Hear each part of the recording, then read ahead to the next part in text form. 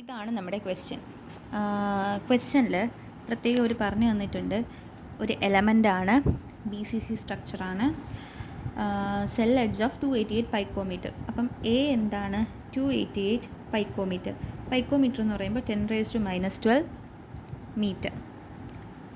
Okay. The row of the element, കാണാലോ? Okay.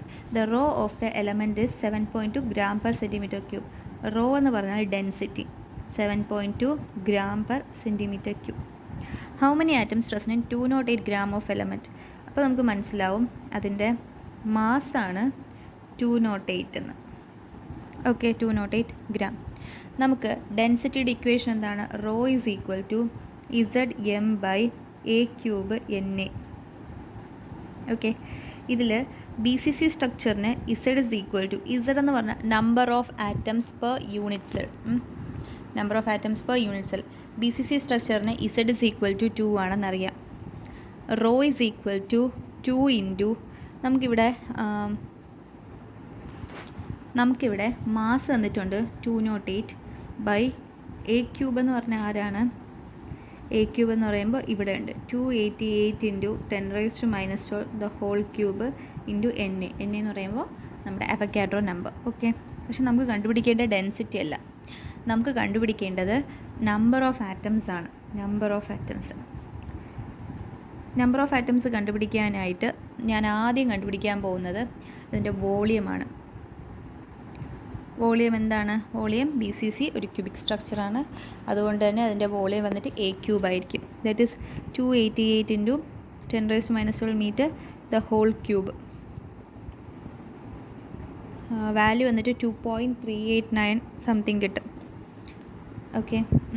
അപ്പോൾ volume കിട്ടിയല്ലോ. ഇതെന്ന് പറഞ്ഞാൽ യൂണിറ്റ് സെല്ലിൻ്റെ വോളിയമാണ്. കാരണം ഒരു സെല്ലഡ്ജാണ് എന്തോന്ന് എ. അപ്പം വോളിയം ഓഫ് യൂണിറ്റ് സെല്ലാണ്. ഇനി ടോട്ടൽ വോളിയം നമുക്ക് എങ്ങനെ കിട്ടും? മാസ് ബൈ വോളിയം ആണല്ലോ ഡെൻസിറ്റി, അല്ലേ? മാസ് ഇവിടെ തന്നിട്ടുണ്ട് 208 ഗ്രാം. വോളിയം കണ്ടുപിടിക്കണം. താഴെ ഡെൻസിറ്റി തന്നിട്ടുണ്ട് 7.2. അപ്പം നമുക്ക് 28.89 സെൻറ്റിമീറ്റർ ക്യൂബ് എന്ന് പറഞ്ഞ് വോളിയം കിട്ടും. ഇനി ഇത് ടോട്ടൽ വോളിയം, ഇത് യൂണിറ്റ് സെല്ലിൻ്റെ വോളിയം.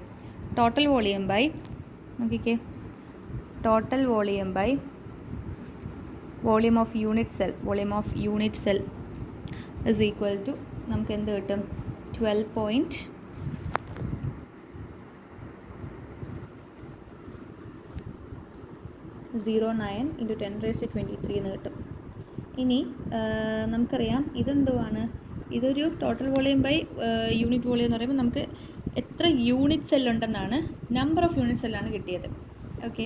ഇനി ബി സി സി സ്ട്രക്ചറിൽ ഒരു യൂണിറ്റ് സെല്ലിൽ 2 ആറ്റം വീതമുണ്ട്.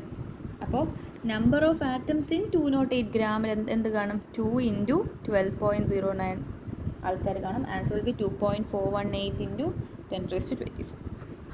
അപ്പോൾ ഞാൻ ഈ ഒരു ടോപ്പിക്കിനെ ഒന്ന് ചുരുക്കി പറയുകയാണെങ്കിൽ, നമ്മളടുത്ത് ചോദിച്ചത് എത്ര ആറ്റംസ് ആണ് ഉണ്ടേന്ന്. നമുക്ക് ഡെൻസിറ്റി തന്നിട്ടുണ്ട്, മാസ് തന്നിട്ടുണ്ട്. മാസ് ബൈ ഡെൻസിറ്റിയിൽ നിന്ന് നമുക്ക് അതിൻ്റെ ടോട്ടൽ വോളിയം കിട്ടി. പിന്നെ തന്നിട്ടുള്ള സെൽ എഡ്ജിനെ ക്യൂബ് എടുക്കുമ്പോൾ നമുക്ക് നോർമൽ യൂണിറ്റ് സെല്ലിൻ്റെ വോളിയം കിട്ടി. ടോട്ടൽ വോളിയം ബൈ യൂണിറ്റ് സെല്ലിൻ്റെ volume equal to number of atoms കിട്ടി. ബി സി സി സ്ട്രക്ചറിന് നമ്പർ എന്തുവാണ്? N വന്നിട്ട് 2 ആണ് വരുന്നത്. Guys, for B C C N is equal to 2, for simple cube N is equal to 1, and for FCC N is equal to 4. അതിൽ number of atoms നമ്മൾ പഠിച്ചില്ലേ, അതിൻ്റെ എണ്ണത്തിനെ base ചെയ്താണ്. Okay, thank you.